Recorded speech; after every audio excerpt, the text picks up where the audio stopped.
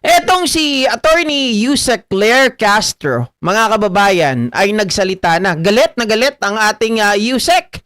Mga kababayan, parang ngayon ko lang nakita ito na parang nagtaas ng boses at talagang naghamon na ipakita, ilabas, isend sa kanila lahat ng impormasyon ng mga nagpapakalat ng fake news at ito po ay kanilang kakasuhan. At syempre mga kababayan, hindi lang po yan. Tinawag niya po na buitre, mga kababayan.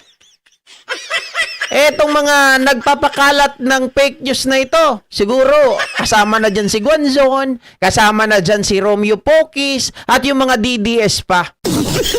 Diba? O, ito pakinggan natin kung paano po, ano po yung sinabi dito ni Yusek Claire Castro. And Sir Jesse, good morning po sa lahat na nakikinig at nanonood sa inyong programa. Yan, no? Good morning. She woke up like that. Yes. Diba? Sana all. Sana all. Sana all. Nakayos na ng konti. Oo. Hindi naramdaman ni Yusek ang heat index ngayon. Oo nga. Hindi, mataas nga ang heat index niya eh. Kasi Oo nga, sobra. Oo, she Init looks na init. hot. Oo, she looks so hot. Ayun. Ay, pinapatawa ka lang namin, ma'am, kasi ang dami na namang issue. Correct. Di maganda talaga si Yusek Claire. Simple lang mga kababayan, ikumpara mo naman kay Guanzon, walang panama. Diba? Eh si Guanzon, mga ka-GP Natics, bunga nga lang ang ano nun, maingay dun eh. Pero sa Yusek Claire, no, kung titingnan mo lang mga ka-GP Natics, talagang iba yung dating ni Yusek Claire. Alam nyo, ako, yan ka na naman, GP. Mahilig ako sa mga nakasalamin, di ba? Mahilig ako sa mga matatalino. Hindi, I mean, nagiging crush ko yung mga yan. Hindi naman yung, kumbaga, ano ako sa kanila, kumbaga yung tipong liligawan o something, hindi, crush lang, di ba? Yan yung mga gusto ko eh. Madali akong dyan. Kumbaga mga kababayan, madali akong magiliw sa mga tao na nakasalamin, matatalino. Wag lang yung kagaya ni Sarah na nabudol ako dati. Hindi ko malaman yung kalagayan daw ng Pangulo kasi ang dami na naman. Kaliwat kanan, hindi ko maintindihan. Bakit na may mga tao na gano'n ang mag-isip na ito si ganito mangyayari ito sa kanya. Ano ba kayo, mga Nostradamus ba kayo? At alam niyo ba yung talagang kalagayan ng isang tao? Oo. Bakit kayo naglalabas ngayon ng mga ganyan? Yung social media, ma'am, sobra Ang dami, na. ma'am eh. Oo. Ano po ang real score? Kumusta ngayon ang ating Kumusta? Pangulo? Okay. Alam mo, hindi sila si Nostradamus. Mga buitre lang sila. mga buitre lang sila mga kababayan. Kumbaga, mababa ang tingin ni Yusek Claire doon sa mga nagpapakalat ng fake news na yon. Kasi si Nostradamus, mga kababayan, ang expectation sa kanya, ang paghanga sa kanya ng mga tao ay di ba, mataas. Dito mga buitre, ibig sabihin mga mabababang nila lang. Mga walang kwenta. Hindi kasi ganito yan, Ma'am Doris, no? Siyempre, pag SOCMED, alam naman natin kung sa mga nanggagaling ito. Ito yung mga tipong obstructionist, destabilizers. Alam mo naman na parang ayaw na gumaganda ang gobyerno. Correct. Ayaw nilang nakikita nilang nagtatrabaho ang Pangulo. Kahit anong gawin ng Pangulo, kahit anong gawin ng administrasyon ngayon, sa mata nila, dapat masira. So, tama. kahit Mamo na. ng Pangulo, gagawa sila ng chismis.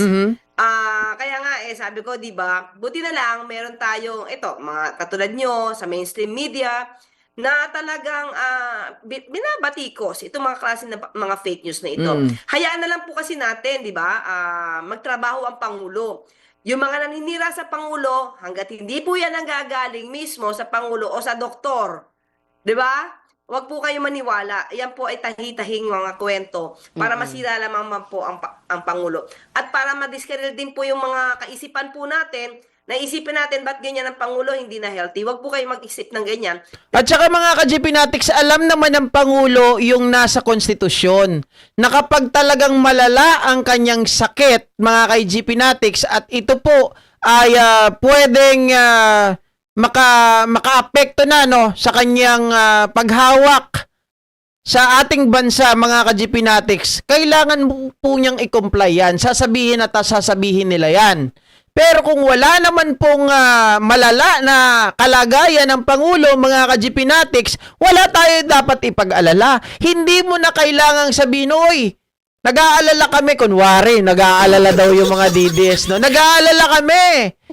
Baka yung Pangulo, hindi na siya capable 'Di ba?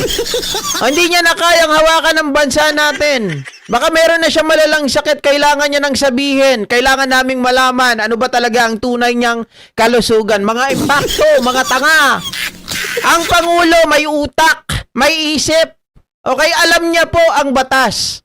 Bilang isang Pangulo, mga kababayan, responsibilidad niya na ipaalam sa atin kung meron na po siyang masamang kalagayan. Kung hindi na maganda ang kanyang kalagayan at maging incapacitated ang Pangulo natin, mga kababayan, ay magsasalita yan.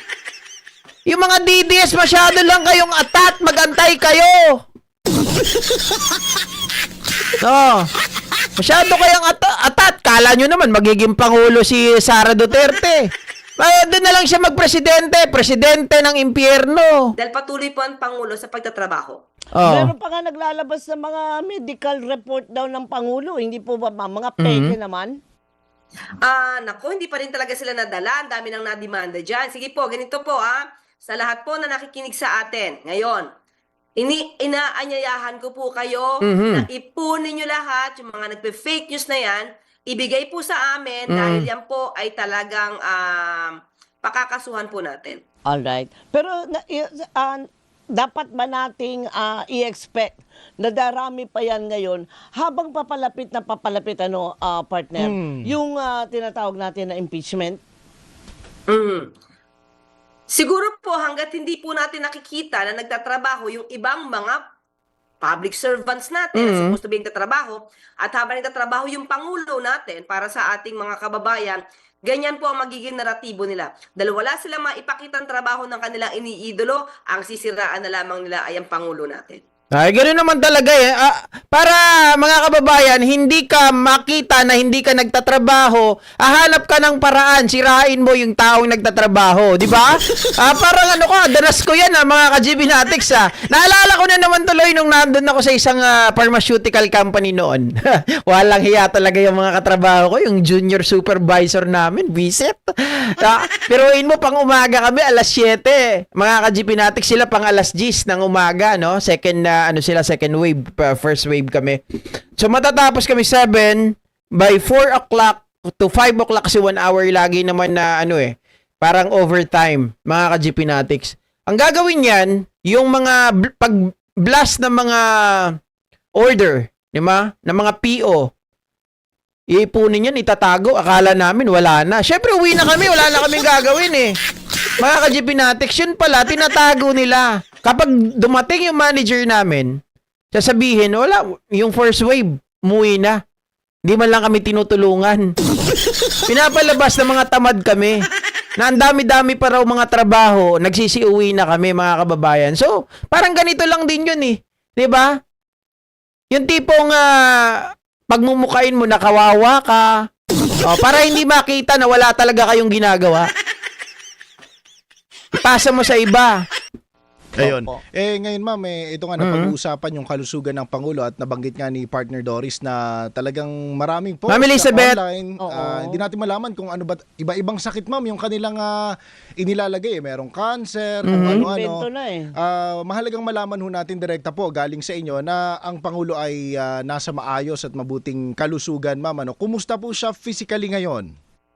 Okay naman po. Actually, magkakaroon po ng meeting maya-maya lamang po para sa uplift, Kaya sabi nga natin, pwede ba kayo mga obstructionist kayo, puro kayo panira?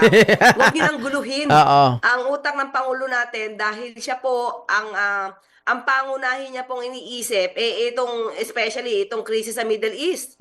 At yung mga kababayan natin, yung mga OFWs, pati po yung food security sa ating mga kababayan. So, pwede po ba? Tumigil-tigil na kayo. Kasi wala po mapapala ang mga Pilipino natin. Ang paninira niyo po, hindi po yan nakakatulong sa ekonomiya. Opo. Ma'am, marami po nagulat. Talon lang ako ng konti. Kasi di ba merong plano na joint exploration with China doon sa mga yamang dagat, doon sa ating teritoryo. Sinasabi na gini-give up ba natin ang soberanya natin? O ito ay pagsuko na sa China? Ay, hindi po. Nabanggit lang po yan kasi natanong po kung open po ba ang administrasyon. Sa lahat naman po ng suggestion, kung makakabuti naman po ito sa kataong bayan at sa bansang Pilipinas, hindi naman po yan tatanggihan ng Pangulo. Pero wala pong update patungkol po dyan. Natanong lamang po siya kung open.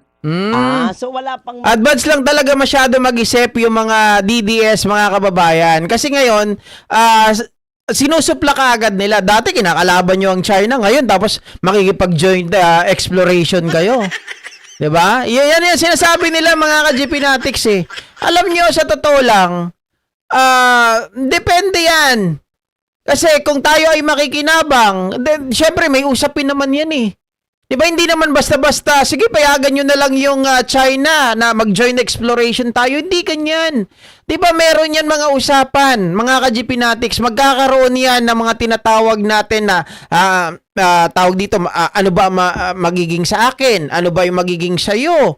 Di ba yung mga ganong mga bagay, mga kababayan, hanggang saan ba ang hangganan ninyo? Hanggang saan ba yung hangganan ninyo? Something like that. May mga ano yan, may mga kasunduan, hindi kasunduan may kasunduan yan na mangyayari kapag natuloy ang joint venture or joint, ano na yan mga kababayan, exploration na yan ng China at ng Pilipinas. Pero ngayon, wala pa naman po yan. Pero, syempre, kapag dumating tayo sa punto na yan, malalaman at malalaman natin yan. Hindi yan kagaya nung ginagawa ng nakaraang administrasyon na meron na pala silang secret agreement, mga ka-GP Natics, hindi pa natin alam. Kaya nung pagpasok ni PBBM na ganyan, mga ka-GP Natics, sa administrasyon, no, nung 2022, after nilang manalo, nagulat na lang siya, uy, teka, bakit gusto nyo i-honor namin ang inyong secret agreement? Eh, wala naman itong black and white. 'Di ba? Mga ka-GP Natics. Bakit namin susundin? Ayun pala si Digong, pinamimigay na ang Pilipinas. Pinamimigay na ang West Philippines sa China. Tubig lang naman yan. Bakit ba kayo nakikipagtalo? Parang kay Marcoleta lang. malinaw pala na plano. Oo. Wala pa. Wala po. Wala pa pong napag-uusapan yan. Natanong lamang siya sa isang interview. At syempre, mas mamarapatin po ng Pangulo kung ano yung ikagaganda po Correct. na interest ng Pilipinas, doon po siya. Pero kung meron naman po malalabag na batas, ay hindi po niya sasang-ayunan yun. Oo, Yun kasi naman- titingnan pa yan eh. Mga ka-GP Natics, lahat ng mga anggulo dyan, bubusisiin, pag-aaralan.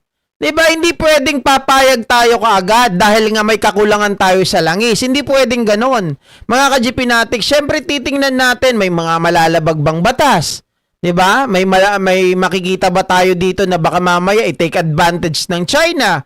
Yung mga ganon. naman po ay natanong siya. Oo. Oo. At kahit si Senator Gatchalian ma'am ang sinabi, kailangan pa rin talaga partner ng batas dito sa joint Oo exploration na ito. Dahil hindi nga maiwasang madrag yung issue sa West Oo. Philippine Sea. Correct. Oo. Ngayon, Yusek, talon din ho ako dahil marami pa talaga tayong issue kinakaharap ngayon, itong patuloy na pagtaas ng presyo ng petrolyo. Ngayong araw, partner, mukhang meron na namang pagtaas sa Oo, presyo. nakakahelo. No? Nakakahelo. Oo. Yusek, kumusta po ang plano ng palasyo rito? Ano po ang intervention sa nakaambana namang pagtaas ng mga presyong produktong petrolyo? Opo, ganito po syempre pinag-usapan po natin ang pinakamaganda po na dapat na gawin muna ng administrasyon ni Pangulo Marcos Jr. ay i-secure na meron po tayong supply ng produktong petrolyo. Yan po yung pinaka-importante sa ngayon. Kung ang presyo po kasi, sabi nga natin, sabi rin po ni Secretary Garin, na yung presyo na yan ay hindi po natin ginugusto na tumaas. Nagkataon lang po talaga na mayroong kaguluhan na nangyayari sa Middle East. Pero ang gusto talaga po ng Pangulo ay masigurado na ang supply ay meron. So, kahapon nakipag-meeting po sa mga oil companies at sinisiguro naman po nila na ang kanilang mga supply ay tatagan ng hanggang June, yung iba po ay hanggang May. So, pero napag-usapan po kahapon na nai-improve po, no, nadadagdagan naman po ang dumarating na supply. So, yun po ay good news para sa atin.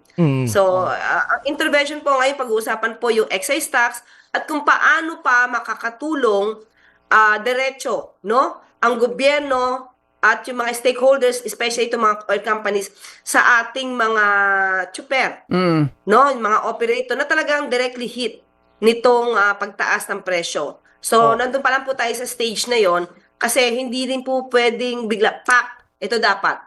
So, lahat po dapat ng mga oil companies, lahat po ng kasama dito, yung involved dito, madinig po din ng gobyerno ano yung pwede, ano yung hindi, ano yung kaya, ano yung hindi kaya. Oo. Speaking of pagbibigay ng tulong o ayuda, ma'am, ano po ba ang plano? Kasi syempre ang nasisisi na naman ay ang gobyerno. Kasi marami po ang nakakaranas ng medyo magulong pagbibigay nitong mga ayuda na o bakit si ganito inuna ninyo, bakit si ganyan wala pa nakukuha. Syempre ang sisi na naman sa gobyerno. Ano po ba ang marching orders ng administrasyon doon sa mga ahensya natin na binigay yung mandato na magbigay nitong mga ayuda?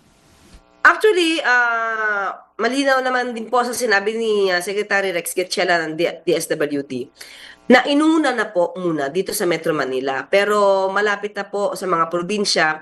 At kasi po, di ba po, hindi natin ginusto yung ganitong biglang nangyari na putukan dito sa Iran. Oo naman. So, oo. talaga pong inaayos yan. Ang problema po kasi, according to Secretary Rex Gatchalian, meron po kasi mga listahan na nagdodoble-doble. Meron po nagpalista sa ganito, tapos nagpalista rin sila sa ganon. Sana sa ating mga kababayan natin, siyempre, gusto din naman natin na tulungan kayong lahat, pero sana maging honest din sila. Oo. Meron din kasi talaga mga mapagsamantala mga ka-GP natin. Sa totoo naman yan. Sa lahat ng mga nangyayari na yan, talagang merong mga tao na nanamantala. No? Gusto nila yung doble yung makukuha nila. Hindi na lang sila makontento, mga ka-GP natics, na dapat lahat makinabang. Di ba lahat naman tayo naapektuhan nito So dapat wag tayong maging makasarili. Dapat mga ka-GP natics, kapag nakatanggap na kayo, magkaroon kayo ng initiative sa sarili nyo. No? Yung pinalista nyo dun sa iba kung pwede, wag na kayong magpalista o kaya bawiin nyo na yung listahan nyo. Di ba? Para mapakinabangan din ng mga iba. Hindi lang kayo nahihirapan. Di ba? Lahat po tayo ay apektado ng pagtaas ng presyo ng langis. So, Na ang tutulungan, yun talagang qualified. Kasi nangyayari parang nagdoble o tapos yung iba yata hindi naman talaga partner, hindi membro, pero isasama. Wag po natin samantalahin yung tulong po ng ating pamahalaan. oo, tapos yung iba pa niya matindi, mga ka-GP natics, na doble na yung pangalan, nakatanggap na, tapos sisiraan yung gobyerno. Sasabihin, walang kwenta, bangag. Diba ganon? Napakawalang hiya ng mga hinayupak na to pagkatapos makinabang, pumila sa ayuda, tapos sasabihin pa walang kwenta ang presidente. Samantalang ang presidente natin naghahanap, mga kababayan, kahit na panandali ang solusyon. At least maibsan kahit papano yung pangangailangan natin. Yung 5,000, mga ka-GP natics, malaking bagay yun para sa ating mga tsuper, Dahil inilalaan po talaga ito doon sa qualified na beneficiaries. Ayun. So, kung talaga po kayo ay qualified, magpalista na po kayo. Correct. At doon sa mga hindi qualified, siguro ibang klase na ayuda ang pwedeng ibigay sa inyo. So, hayaan na lang po muna natin ibigay doon sa mga qualified beneficiaries, yung talaga nakalaan sa kanila. Correct. Sabi ni Sir Michael Pangan, meron ngang iba, pag may ayuda, nakakuha na alak agad, imbis na pagkain ang bilhin. Oy, wala pa yan. Wala yan sa kapitbahay namin dati. Sir Michael Pangan, wala yan. Bakit? Mga kabayan, kapitbahay namin dati, pagkakuha ng ayuda, droga agad. Ubus, mga ka-GP natin. O kaya ipansusugal. Diba? Yan matindi. Yan nga, alak lang Yan talagang sinusunog. Diba? Sinusunog. Literal na pinamimigay, mga ka-GP natics. Tapos aasa na nga asa sa gobyerno. Pag wala nang nahita sa gobyerno, magwawala, sasama, magwewelga. Kasi tatanggap din ng pera doon. Yan yung mga tawag dyan, Jason Rivera, mga antay ng biyaya. Tapos susunugin lang din, di ba? Napakawalang kwenta. Anyway, mga ka-GP natics, dahil na pag-uusapan po natin yung mga